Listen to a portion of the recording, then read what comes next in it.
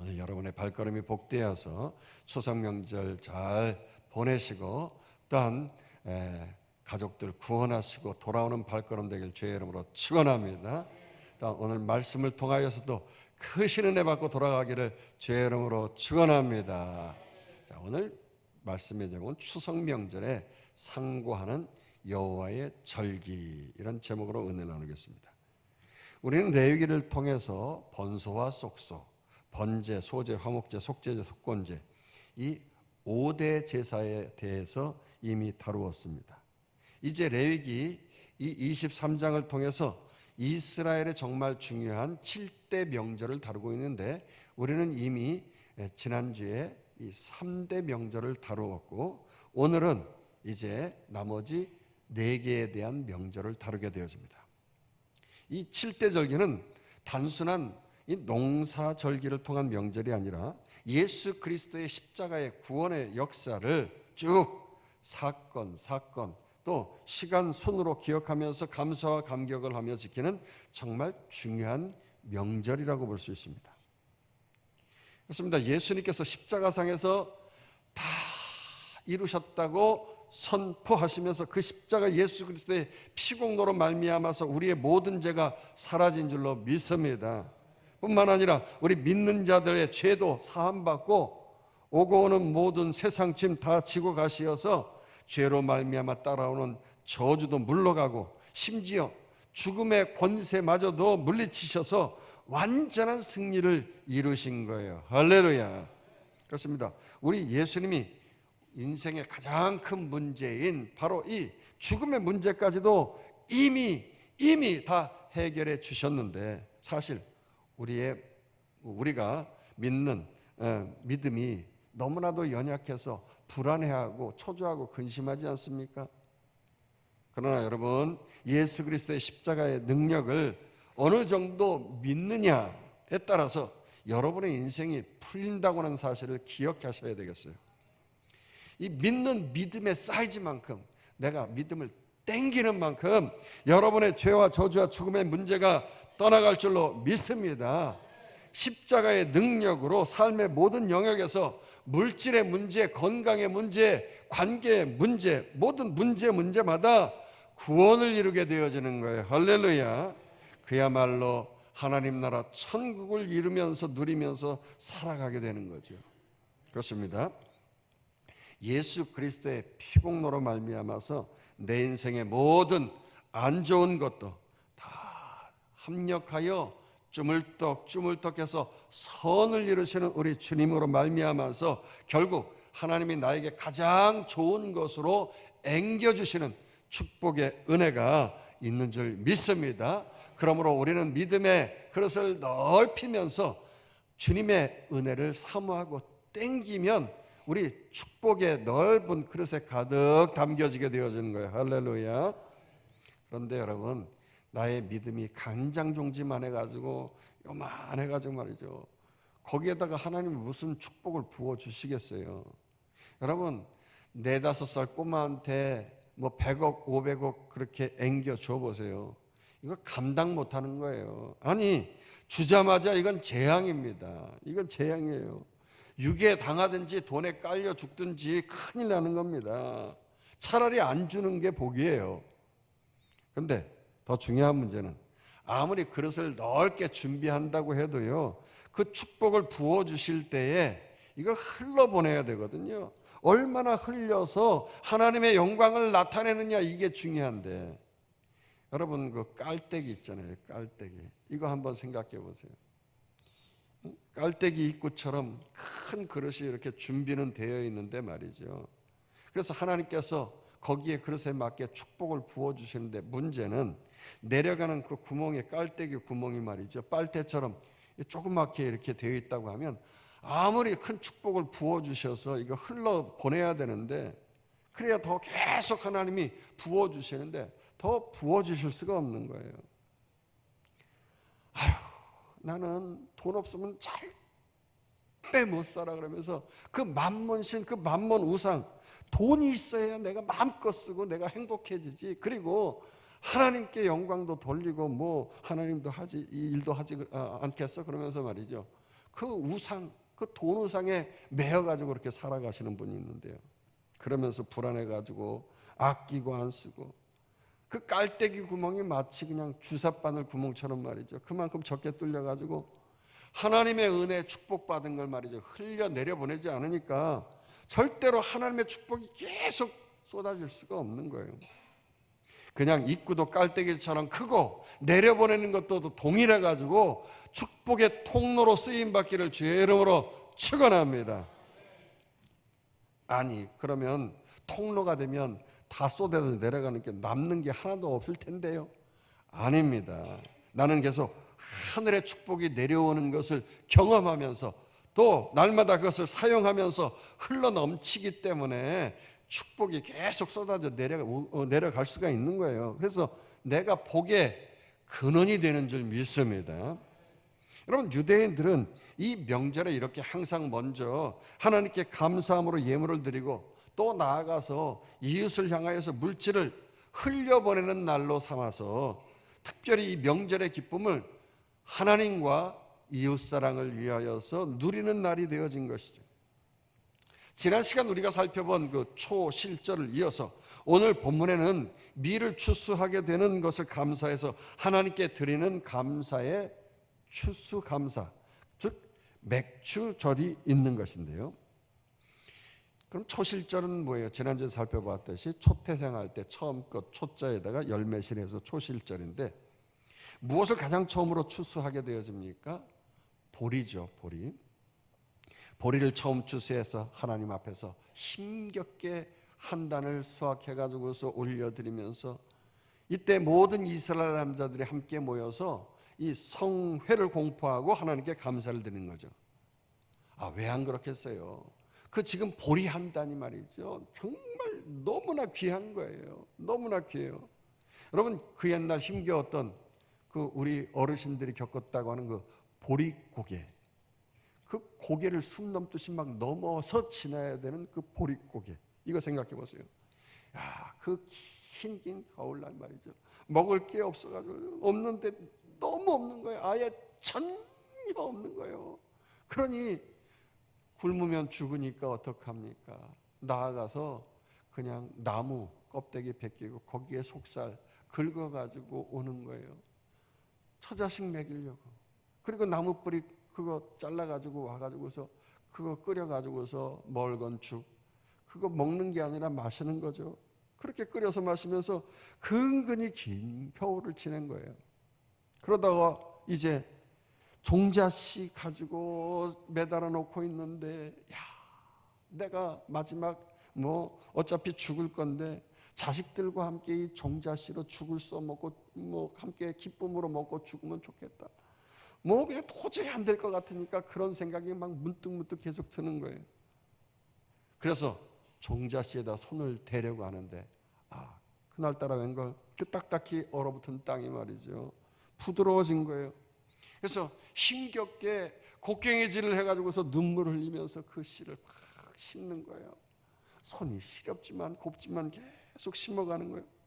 그리고는 돌아와서 아름목에 앉아가지고서 이 싹이 날래나, 이 보리 싹이 날래나, 계속 소망 중에 말이죠 그걸 바라보는 거예요.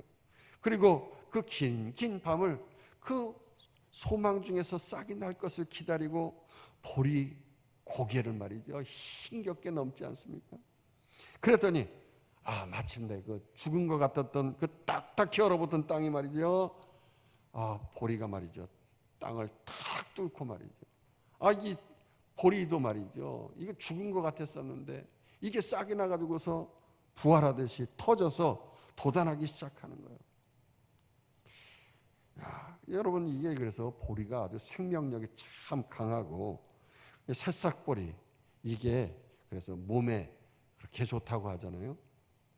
그것도 무농약이고 또 유기농으로 이 새싹보리를 말려가지고 가루로 만들어서 먹으면 그렇게 좋대요.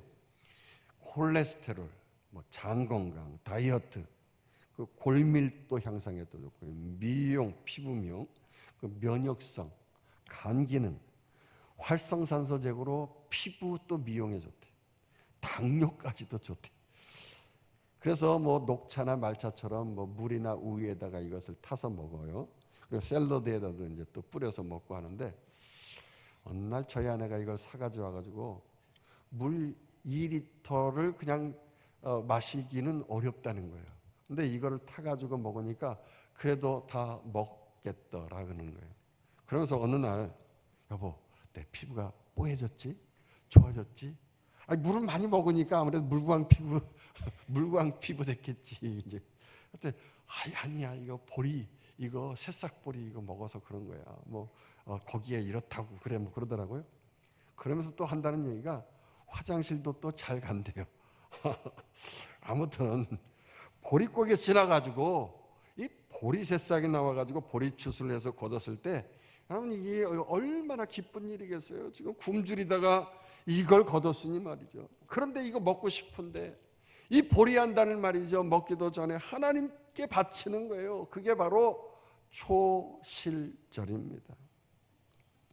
그렇게 하나님께 그 눈물겨운 예물을 바치면서 하나님 앞에 올려드리니 하나님께서 그 눈물겨운 예물 그냥 받으시겠어요? 거저 받으시겠어요? 거저가 없는 줄 믿습니다. 성경에도 적게 심은 자는 적게 거두고 많이 심은 자는 많이 거둔다고 하지 않았어요? 그래요. 이 예물을 드린 것은요 정확하다니까요. 우리가 하나님 앞에 헌금하고 충성한 건 참 정확해요. 저희 아버님이 목사님이시기 때문에 목회하면서 그걸 저도 많이 보아왔고요. 한국교회를 봐도 그렇고 제 친구 목사들의 얘기를 들어봐도 그렇고 하나님께 바쳐서 쪽박 찼다는 나라나 성도들 없어요. 기독교 유구한 역사 가운데 산 증거가 되고 있잖아요. 할렐루야. 그래서 오늘 명절이니까 좀 간증 좀 하지요. 저희 아버님 교회의 장로님 가운데 하남 세무서장이 되셔가지고 저 찾아오시고, 그래서 제가 그분 모셔서 또 저희 서울에서 또 가깝고 하니까 모셔가지고 간증도 듣고, 우리 장로님들 그때 한번 저 팔당 쪽에 가가지고 식사 대접도 받으셨잖아요. 그래요. 그분이 제가 외형을 폄하하는 것은 아니고요. 그분이 직접 저한테도 그렇고 간증을 하시면서 말씀을 하신 것인데, 너무 자신은 볼품이 없다는 거예요. 여러분 보셨지만 키도 160도 안 되는데 그냥 160 뭐 넘는다는 식으로 그렇게 얘기하시지만은 키도 조그맣고 얼굴도 새카맣고 말이죠. 그냥 깡 말라가지고 그래요. 근데 이제 시골에서 살다가 상고 나와가지고서 주판 하나 들고, 그때는 이제 계산기 뭐 그런 주판 그거 하나 들고 서울로 올라와 가지고서 아버님 교회에 나오게 되어진 거예요. 그러니 권사님들이 말도 많고 탈도 많으신 권사님들이 앉아가지고서 웬 청년이 왔는데 뭐 키는 조그맣지 새까맣지 뭐 그걸 보면서 아유 저 청년이 뭐를 할래나, 제대로 장가는 갈 수 있을래나, 뭐 앞길이 어떻게 되려나, 뭐 밥이나 먹고 살래나, 뭐 별의별 소리를 다 들었다는 거예요, 이 장로님이. 그래서 장로님이 그렇지, 내 인생 정말 아무것도 아닌데 뭘 가지고 올라온 게 있어야지. 주판 그거 하나 가지고 왔는데 하나님이 도와주셔야겠다고. 그래 주회 전에 나와서 늘 예배하고 교회를 섬기고 그러는 중에, 교회가 이제 지역에서는 그래도 마당이 있어가지고 이제 그때 당시에는 아이들을 많이 낳던 시절이에요. 베이비 부머 시대라서. 그래서 아이들 많이 나가서 교회 마당에 막 박짝박짝하고 막 애들이 막 집어 던지고 돌멩이 던지면서 놀 게 없으니까 말이죠. 공기하고 뭐 비석 던지기 하고 막 이래 던지다가 막 교회 유리창이 깨지고 뭐 난리가 나고 뭐 그런데다가 옛날에는 말이죠. 이게 뭐 한 푼 줍쇼 그러고 말이죠. 뭐 밥 좀 주이소 그리고 와가지고서 막 그냥 거지들이 그렇게 많이 왔어요. 그래가지고 교회 이제 품격도 자꾸 떨어지고 안 되겠다 해가지고 이제 뭐 철대문을 이제 그때 당시에는 이제 그런 걸 이제 이렇게 철대문을 막 세우는 그런 시즌이었단 말이에요. 철대문을 좀 세우면 이제 오고 가는 사람들도 좀 이렇게 좀 줄이고 할 수 있겠다 싶어가지고 철대문을 해야 되는데 예산이 좀 부족해요. 그런데 고민하고 있는데 이 청년이 말이죠. 하나님 앞에서 첫 열매 이거를 바치겠다고. 그래가지고 첫 열매를 바쳐서 그 철대문을 하게 되어진 거예요. 그리고 나서 믿음으로 하나님 앞에서 눈물 흘리며 헌신하고 충성하다가 그래가지고서 지금 그렇게 세무서장까지 올라가고 말이죠. 정말 하나님 앞에서 권사님들이 어머어머머, 어이구 저 청년이 저렇게 놀라운 축복을 받다니 하면서 축복을 받게 되어지는데, 어떠한 일이 있었냐면요, 아버님 교회에 그래도 미스 코리아 되시는 분들이 많이 계셨어요. 청년들 가운데.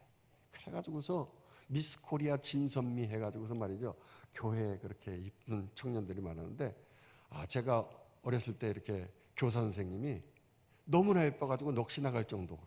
그래가지고 지금도 그분이 권사님, 장로님 부인 권사님이 되셨는데, 이렇게 만나면 지금도 그냥 그렇게 고우셔요. 그럴 정도로 그런 예쁜 아가씨들이 많이 있었는데, 이 청년이 꽉 말라가지고 뭐 장가 갈 수도 없는데 말이죠, 하나님께서 그 가운데서 가장 이쁜 미스 코리아 진 속하는 그 여자 청년의 눈에 콩깍지를 씌워가지고 말이죠, 그냥 결혼해 버린 거예요. 결혼해 버린 거예요. 하나님 은혜에 너무 감사해가지고서 또 열심히 두뇌가 막 헌신하고 충성해가지고 그렇게 장로가 되어지고 또 좋은 고위 공직에 올라가게 되어진 거죠. 여러분, 제가 항상 말하지만 복은 교회에서부터 흘러넘치는 줄로 믿습니다. 믿음의 명문가문, 그 장로님의 자녀들이 잘 되어가지고 앞길이 열려지는 그러한 또 감정도 우리 교회에서 있습니다만, 믿음의 명문 가문은요, 자자손손 교회에서 흘러넘치는 하나님의 말씀을 먹고 자라야 되는 줄로 믿습니다. 그리고 어디 그뿐입니까? 또 다른 장로님이 계시는데, 그분은 처음 교회에 나와가지고서 고무줄 장사했어요. 장의시장, 그 장의시장에 교회가 있거든요. 장의시장 고무줄. 옛날에는 이 팬티끈이 이렇게 잘 끊어지고 바지끈이 잘 끊어지고 그래요. 이렇게 까만 재생 고무줄로다가 이렇게 하다 보니까 잘 끊어져. 그러면 이제 이렇게 핀으로다가 이렇게 고무를 해가지고서 이렇게 막 거기다 집어넣어서 한 바퀴 돌려서 이렇게 묶어요. 그러면 잠자려고 누우면 여기가 찔려. 자꾸 저도 어렸을 때 많이 힘들었어요. 요즘에는 다 버리잖아요. 근데 고무줄이 그렇게 이제 잘 팔리는 거야. 근데 이게 끊어지잖아요. 약해가지고. 이 고무를 들 집어넣고 이제 재생하고 뭐 그러다. 이 장로님이 아이디어 하나님께서 주셔가지고 거기다가 실을 감는 그걸 해가지고서 기계를 저 지하에다가 막 크게 해가지고서 막 공장을 해가지고 막 그걸 돌려가지고서 그냥 대박이 나가지고서 말이죠. 지금은 준 재벌이 되어진 거예요. 할렐루야. 근데 그냥 된 게 아니라 교회가 어려울 때 말이죠, 교회 건축에 힘쓰고 제일 물질 봉사하고 헌신하고 충성했더니 하나님께서 또 그렇게 재벌, 준재벌이 될 수 있도록 그렇게 쓰임받게 해주시고 말이에요. 또 어디 그뿐입니까? 요즘 김혜수가 선전하는 늙지도 않는 늘씬한 모델이 먹는 뭐 대한민국 콜라겐 1등을 하는 에버 콜라겐. 저희 아버님 교회 그 장로님 회사 제품이에요. 많이 사 드십시오. 1등 한대요. 아무튼 그 부인 권사님이, 어머니가 간호과장을 하시는데 과로로 넘어지셔가지고 머리를 다치셔가지고 반신불수가 되셨어요. 그때부터 이 딸이 말이죠, 청년 때 소녀 가장이 되어져가지고 어렵게 살게 되어졌어요. 그런데 어떻게 이제 시집을 잘 가야 되는데 신랑을 만났는데 말이죠, 더 어려운 흙수저를 만난 거예요. 부모님이 다 안 계시는 거예요. 부모님이 흙수저 신랑을. 근데 신랑을 믿음으로 키워가지고 헌신시키고 충성해가지고 장로를 만들고 말이죠, 이 모양 저 모양으로 교회 일 막 봉사하고 성가대장을 하고 뭐 그냥 막 물질로 뭐 봉사하고, 저 분당에서 사는데 지금도 말이죠, 변함없이 저 장위동까지 그 멀리 그냥 주회전에 나와가지고 헌신하고 충성하고, 그래가지고서 하나님께서 식품 사업을 하게 하다가 지혜를 주셔가지고 이게 피부가 무너진 콜라겐 때문이다. 그래가지고 콜라겐 만들어가지고 콜라겐 업계의 대부가 된 거예요. 할렐루야. 그냥 교회에서 충성하고 봉사하고 하나님 말씀 듣다가 은혜가 임하는 거예요. 지혜가 임하고 깨달아지면서 사업이 확장되어지고 우리와 우리의 자녀들에게 그러한 축복의 역사가 있기를 다시 한번 주의 이름으로 축원합니다. 여러분, 그래서 하나님께 헌신하고 바치고 충성하면 거저가 없는 거예요. 오늘 본문의 이스라엘도 그렇게 고통의 시간을 보내면서 얻은 그 눈물의 첫 열매를 드리고 한 주간 7일이 지나게 되어졌어요. 그러면서 또다시 완전수 7주간을 지나게 되어졌어요. 그러니 며칠이 지났습니까? 7, 7이 49일이 지난 거예요. 그러면서 이스라엘의 주식인 그 밀 농사가 이제 풍성하게 하나님께서 거둘 수 있도록 풍년으로 이루어 주신 거죠. 그럼 보리로는 겨우 목숨만 연명했는데 하나님은 이제 완전히 그들의 주식을 하늘문을 열어 부어 주신 것입니다. 할렐루야. 그러니 그 수확을 한 밀 한 단을 안식일 다음 날, 그러니까 7, 7이 49일 다음 날 50일 되는 날 추수한 밀을 빻아가지고 하나님이 새로운 소재 갈아서 주님 앞에 드리는 그 소재를 드리라는 말씀대로 가지고 나와서 바치는 거예요. 그게 7.7절이고 또 오순절이고요. 이 오순이라고 하는 것은 일순을 11일로 잡는 거예요. 그래서 5번을 지나서 오순절이라고 해요. 그래서 50일이 되는 거죠. 또 그날이 밀을 거두어서 감사하게 되는 날이기 때문에 맥주절이라고도 하는 거예요. 또 다 같은 거예요. 다 같은 거. 15절에서 16절 읽습니다. 안식일 이튿날 곧 너희가 요제로 곡식단을 가져온 날부터 세어서 7 안식일의 수요를 채우고 7 안식일 이튿날까지 합하여 50일을 계수하여 새 소재를 여호와께 드리되, 애굽에서 노예 생활에서 탈출해가지고 출애굽을 했잖아요. 그래서 막 광야 생활을 시작할 때를 기념하는 그 유월절, 무교절, 초실절을 지날 때는 바삐 막 떠나야 되잖아요. 나와야 되니까, 이집트를 나와야 되니까 누룩 없는 빵을 만들어서 먹었습니다만, 이 맥주절은 이제 출애굽해서 나와가지고 이제 풍성한 밀을 추수하게 되어지는 거예요. 가나안 땅에 들어가가지고 이제 밀을 추수한 때이기 때문에 하나님께 바칠 때는 아예 누룩까지 넣은 빵 이거 2개를 넣어가지고서 흔들요 해서 요제를 드리는 거죠. 하나님 받으시죠? 아니 네가 하나님 받으세요. 감사합니다. 아니 네가 수고했다. 그러면서 요제를 드리고 또 통 크게 어린 양 7마리 그리고 수소 1마리 순양 2마리를 하나님 앞에서 불태워 드리는 화제로 향기로운 냄새로 이렇게 올려 드리는 거죠. 또 순염소 1마리로 속죄제를 드리고 어린 순양 2마리로 화목제를 드리는 거예요. 그래서 하나님뿐 아니라 또 제사장에게 이것을 제사장 몫으로 드리고 또 화목제물은 또 이웃과 나누면서 기쁨을 제사를 드리는 거죠. 이때 역시 이스라엘 남자들은 성회로 모여서 모든 노동을 멈추고 온전히 하나님을 높이면서 기적 같은 간증의 스토리를 나누고 기뻐하게 되어지는 날입니다. 17절에서 21절 너희의 초소에 10분의 2 에바로 만든 떡 2개를 가져다가 흔들지니 이는 고운 가루에 누룩을 넣어서 구운 것이 이는 첫 요제로 여호와께 드리는 것이며 너희는 또 이 떡과 함께 1년 된 흠없는 어린 양 7마리와 어린 수소 1마리와 순양 2마리를 드리되 이것들을 그 소제와 그 전제 제물과 함께 여호와께 드려서 번제물로 삼을지니 이는 화제라 여호와께 향기로운 냄새며 또 순염소 하나로 속죄제를 드리며 1년 된 어린 순양 2마리를 화목제 제물로 드릴 것이요 제사장은 그 첫 이삭의 떡과 함께 그 2마리 어린 양을 여호와 앞에 흔들어 요제를 삼을 것이요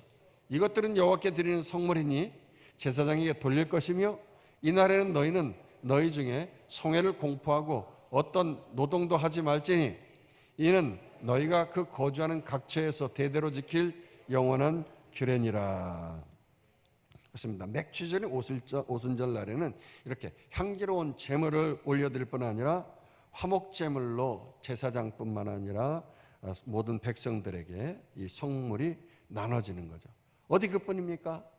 가난한 자들, 오갈 데 없는 거류민을 향하여서도 풍성하게 서로 나눌 수 있도록 그 곡식들을 나누면서 기쁨의 명절을 보내라고 하신 거예요. 22절 보십시다. 22절 읽습니다. 너희 땅에 곡물을 벨 때 반 모퉁이까지 다 베지 말며 떨어진 것을 줍지 말고 그것을 가난한 자와 거류민을 위하여 남겨두라. 나는 너희의 하나님 여호와이니라.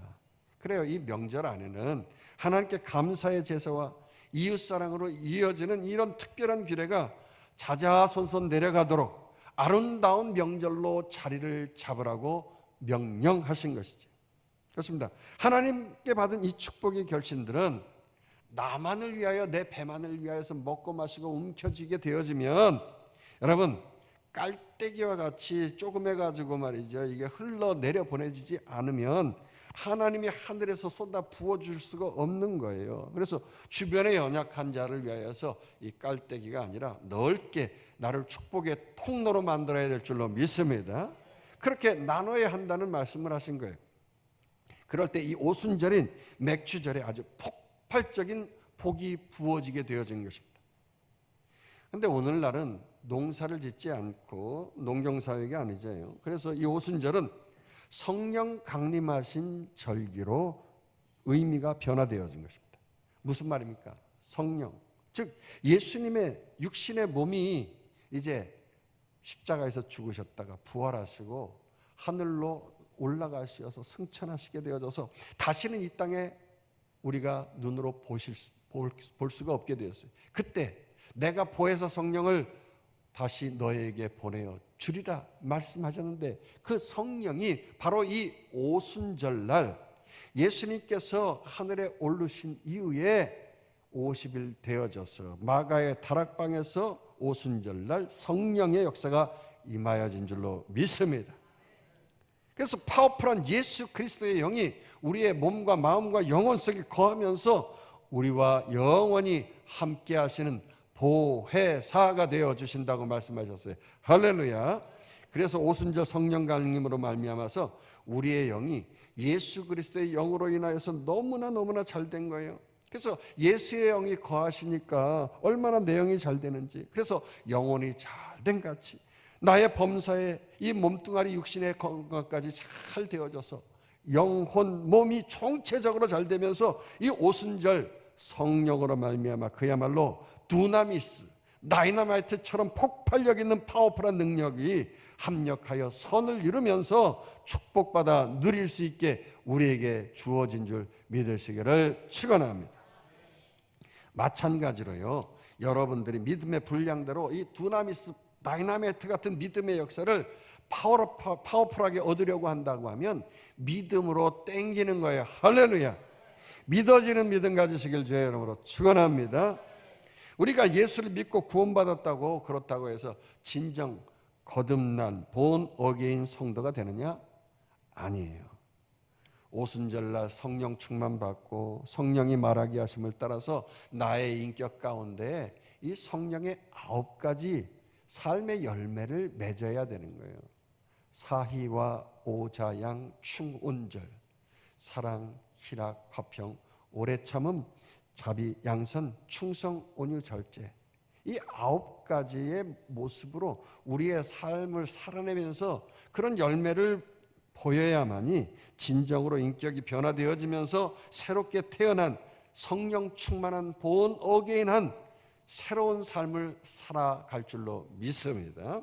그래서 성령 충만한 오순절이기도 하고 77절이기도 하고 맥주절인, 그리고 그 다음에 등장하는 5번째 날이 바로 설날이에요. 설날.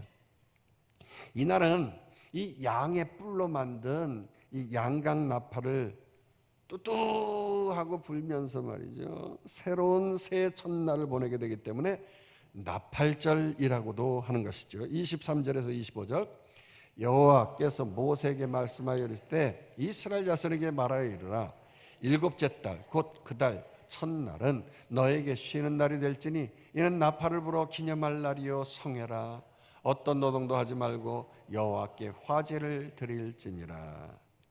설날이라고 하는 것은 우리가 사용하는 달력의 양력일 때 설날은 1월입니다만 추운 겨울입니다만은요, 유대인들의 새해는 지금까지 살펴본 것처럼 저들의 주식인 밀을 추수하면서부터 그것을 마친 후에 오늘 본문에 일곱째 달이라고 했어요. 그러니까 이 달은 우리가 사용하는 양력이 아니라 월력을 사용하는 거예요. 그래서 루나 뉴이어, 달력으로 말하는, 양력이 아닌 달력으로 말하는 그 새해를 말하는 것이죠. 그래서 오늘날로 말하면 양력에는 윤달이 이렇게 집어넣어져 가지고서 9월에서 10월 사이가 되어지다 보니까 윤달로 인해서 새해가 9월도 있다 10월도 있다 이렇게 날짜가 바뀌는 거죠. 우리 구정이 그렇게 왔다 갔다 하는 것처럼, 자, 유대인의 새해 설날에 우리의 가을 추석 명절처럼 이 추수의 기쁨을 누리는 시간입니다만, 우리가 좀 다른 것이 있다고 하면 하나님께 예배드리면서 새로운 한 해의 축복을 사모하는 날이에요.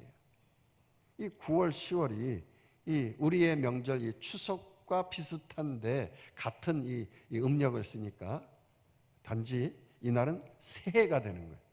우리는 추석인데, 그래요?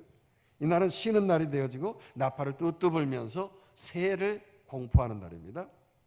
그렇다고 해서 쉰다고 하니까 뭐 놀고 먹는 것만이 아니라 하나님과 온전한 교제를 통하여서 진정한 안식, 쉼을 누린다는 뜻이. 이때 제물을 온전히 태워서 드리는, 화제로 드려드리는 번제로 드리면서 100% 하나님께 헌신하면서 새해를 온전히 주님 앞에 드린다, 그런 자세를 가지고 다짐하는 날입니다.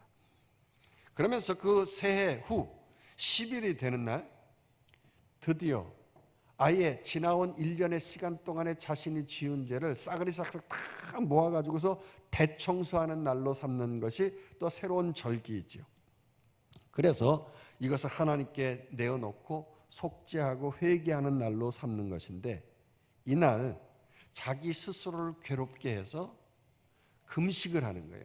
금식을 하면서 거룩하게 지키는 명절인데 이름하여 욤키푸르, 대속죄일, 이 절기를 지키게 되는 거죠. 26절에서 32절, 여호와께서 모세에게 말씀하여 이르시되 일곱째 달 열흘날은 속죄일이니 너희는 성회를 열고 스스로 괴롭게 하며 여호와께 화제를 드리고, 이날에는 어떤 일도 하지 말 것은 너희를 위하여 너희 하나님 여호와 앞에 속죄할 속죄일이 됨이니라. 이날에 스스로 괴롭게 하지 아니하는 자는 그 백성 중에서 끊어질 것이라. 이날에 누구든지 어떤 일이라도 하는 자는 내가 그 백성 중에서 멸절시키리니 너희는 아무 일도 하지 말라. 이는 너희가 거주하는 각처에서 대대로 지킬 영원한 규례니라. 이는 너희가 쉴 안식일이라. 너희는 스스로 괴롭게 하고 이달 아흐렛날 저녁, 곧 그날 저녁부터 이튿날 저녁까지 안식을 지킬 것이니라. 그렇습니다. 이 욤키푸르, 이 대속죄일은 이스라엘 공동체가 하나님 앞에 납작 엎드리면서 금식하면서 자기의 죄를 고백하고 거룩하게 지내는 절기이지. 이때 대제사장은 백성의 죄를 다 싸그리 싹싹 모아가지고 1년에 한 번 지성소를 지나가지고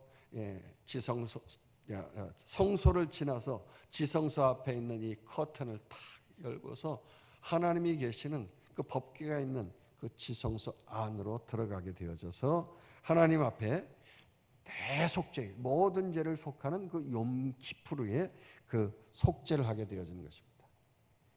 이 절기는 이미 레위기 16장에서 우리가 상세히 살펴보았습니다만, 요약한다고 하면 이때 제사장이 들어가서 만약에 제사장의 죄를 제대로 고백하지 못하고 백성들의 죄를 사함받지 못한다고 하면 제사장은 그 지성소에서 즉사를 하게 되어지는 거예요. 그래서 이때 제사장이 살았는지 죽었는지 알기 위해서 옷에다가 딸랑딸랑 방울을 달고 들어가게 되어지는 거예요. 그런데 이 대제사장이 무사히 휘장을 걷고 뚜벅뚜벅 걸어 나오는 것입니다. 아, 드디어 하나님께서 우리의 죄를 용서하셨구나 하면서 모든 백성들이 금식하면서 굶주리며 힘든 가운데 마음을 졸이고 있었는데 대제사장이 살아서 너희의 죄가 사함을 받았느니라 하면서 선포할 때 그들의 마음이 기뻐지면서 환호하고 그야말로 참된 쉼과 안식을 누리게 되어지는 거예요. 할렐루야. 그래서 그동안 죄짐으로 무거웠었는데, 늘 자유함이 없고 힘들고 괴로웠는데 하나님이 용서해 주시고 죄 형벌이 아니라 이제 축복을 받아 누리게 되어지는 안식할 수 있는 기쁨을 주시니 그러니 대속죄일, 욤키푸르는 안식일 중에 안식일인 거죠. 그래서 하나님과 특별한 교제를 하면서 그분으로 말미암아서 온갖 좋은 은혜의 축복을 받아 누리게 되어지는 날이죠. 안식일은 그러니까 일주일에 한 번씩 있는 것이지만 이 안식일 중에 안식일은 이게 명절이에요 또. 그래서 욤키푸르 이 날을 하나님 앞에 온전히 또 드리는 것이죠. 그렇습니다. 대제사장은 1년에 한 번씩 대속죄일에 은총을 선포하면서 모든 백성들이 반복적으로 계속해서 죄를 고백하고 스스로를 괴롭게 하고 금식하면서 그렇게 아이고 나 같은 놈이 죽어도 싸지 그래가면서 늘 반성하고 지낼 수밖에 없습니다. 그러나 놀랍게도 우리의 대제사장 되시는 예수 그리스도께서 영원한 피로 우리의 죄를 한 번에 사하여 주신 줄로 믿습니다. 그냥 한 방에 사하였기 때문에 우리는 그분을 믿기만 하면 어떠한 용서받지 못할지라도 하나님의 은혜로 말미암아 죄악이 물러가고 오고 오는 모든 인류의 죄악까지도 우리 주님께서 어린 양 예수 그리스도로 말미암아서 십자가를 짊어가심으로 말미암아 다 한 방에 해결해 주신 줄로 믿습니다. 뿐만 아니라 죄의 형벌, 죄값이 아닌 축복과 안식을 누리게 해주신다고 했어요. 그러니까 하나님과 화목하게 되어지면 하늘로부터 주시는 하나님의 축복이 내려오면서 축복의 삶을 살아가게 되어지는 거예요. 그 의로운 삶, 디카이오스네 좋은 관계를 맺으면 행복하고 축복이 흘러넘치는 거예요. 그러니까 매일매일 안식의 삶을 누리면서 축복받아 천국을 맛보게 되어지는 거예요.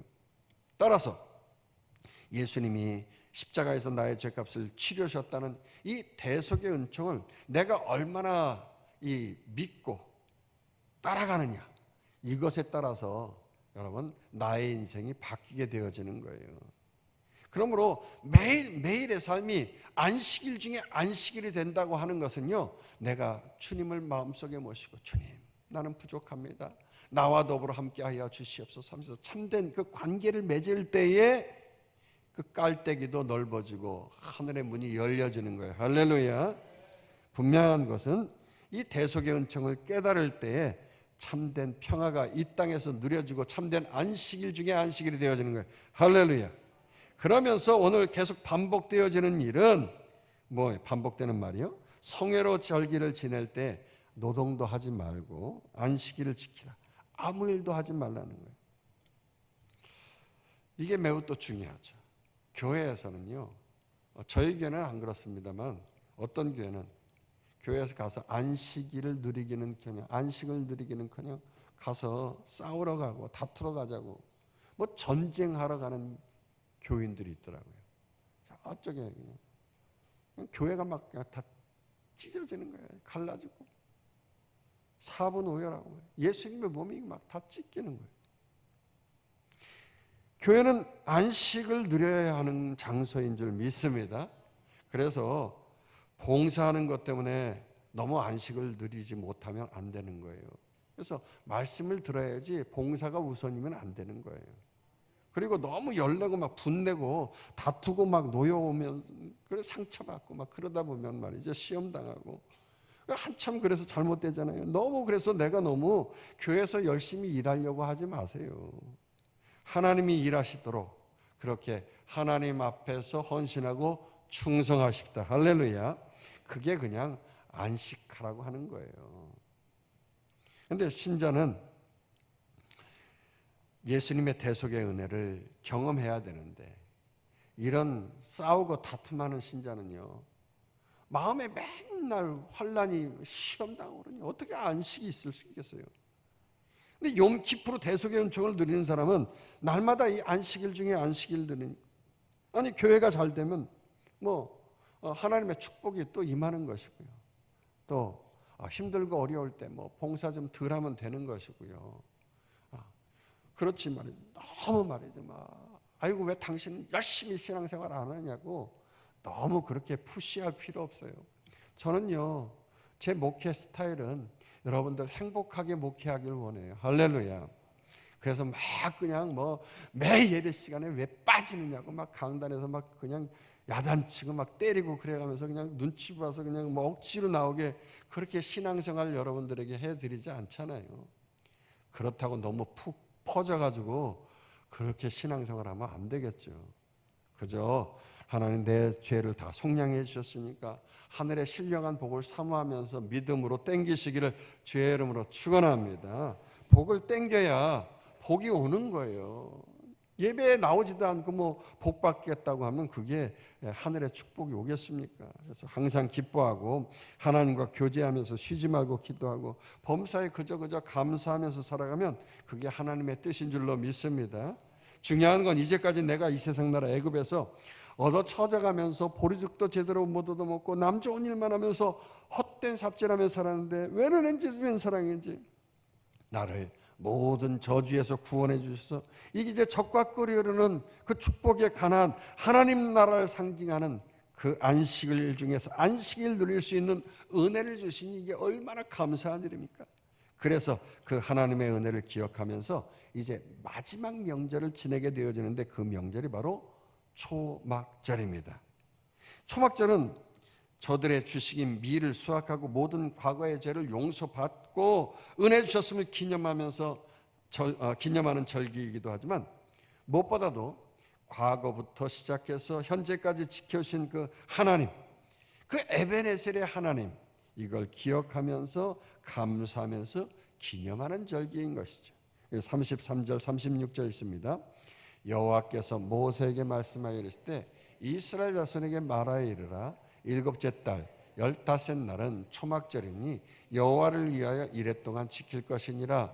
첫날에는 성회로 모일지니 너희는 아무 노동도 하지 말며 이레 동안에 너희는 여호와께 화제를 드릴 것이요 여덟째 날에도 너희는 성회로 모여 여호와께 화제를 드릴지니 이는 거룩한 대회라. 너희는 어떤 노동도 하지 말지니라.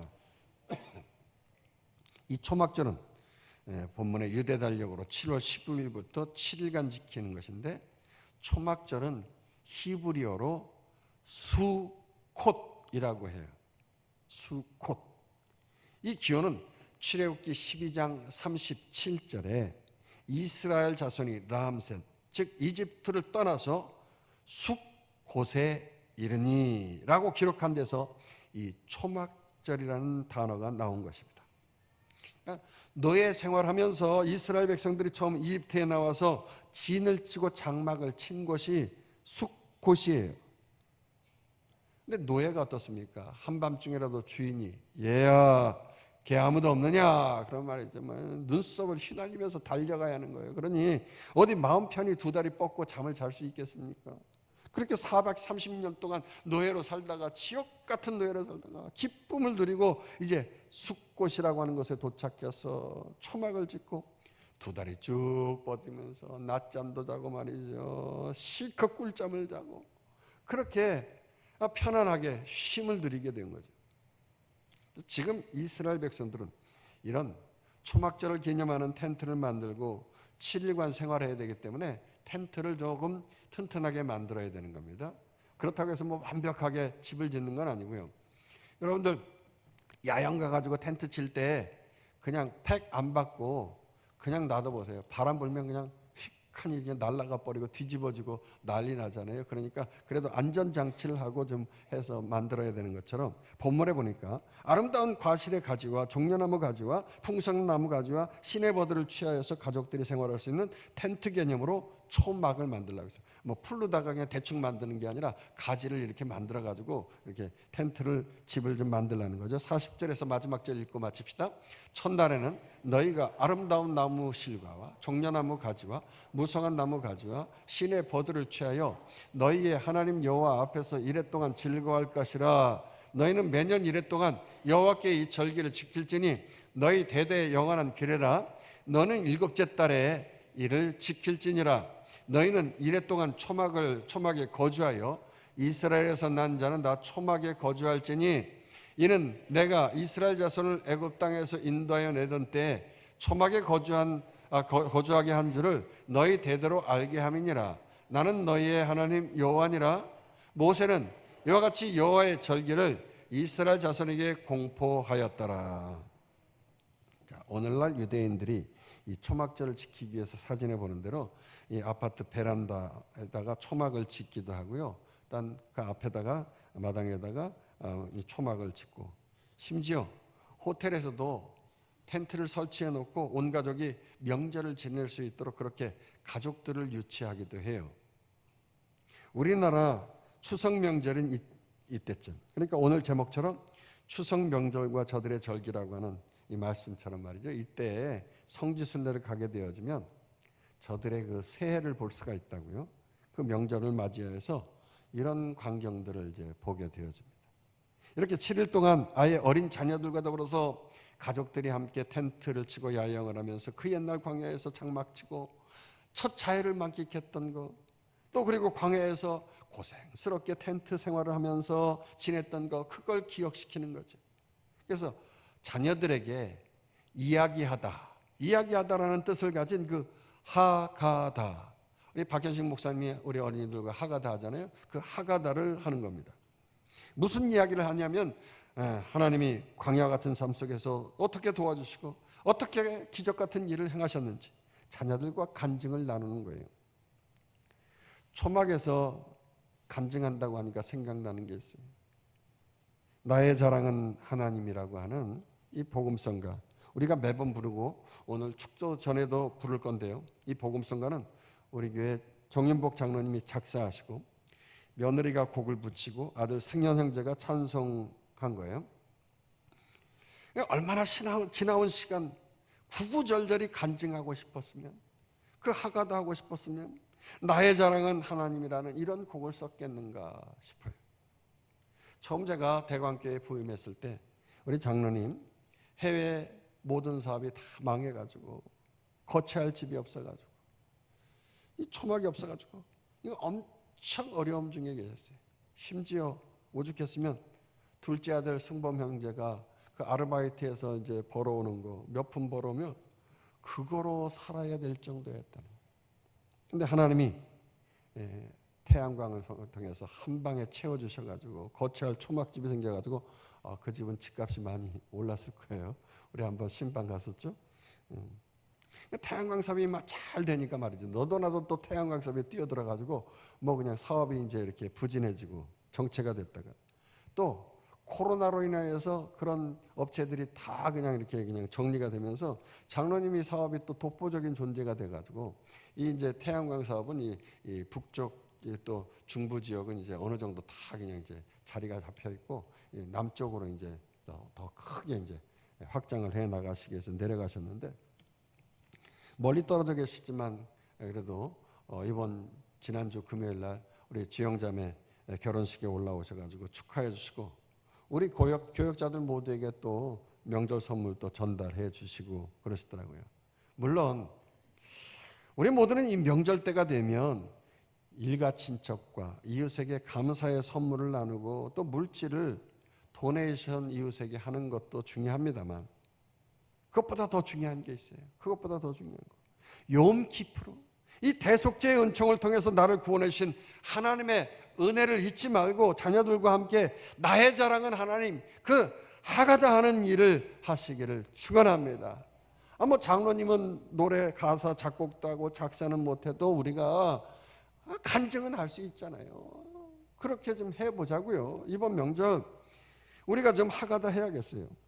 이 7대 명절 중에서 특별히 7.7절을 통해서 또 맥주절 시작하면서부터 초막절까지 어떤 의미를 가지고 있으며 또 우리의 명절과 저들의 명절이 같은 명절이라고 하는 거, 이걸 상고했습니다만 중요한 건 상고만 하지 말고 이 명절을 직접 우리의 실행에 옮겨야 되지 않겠어요? 그 명절의 뜻대로.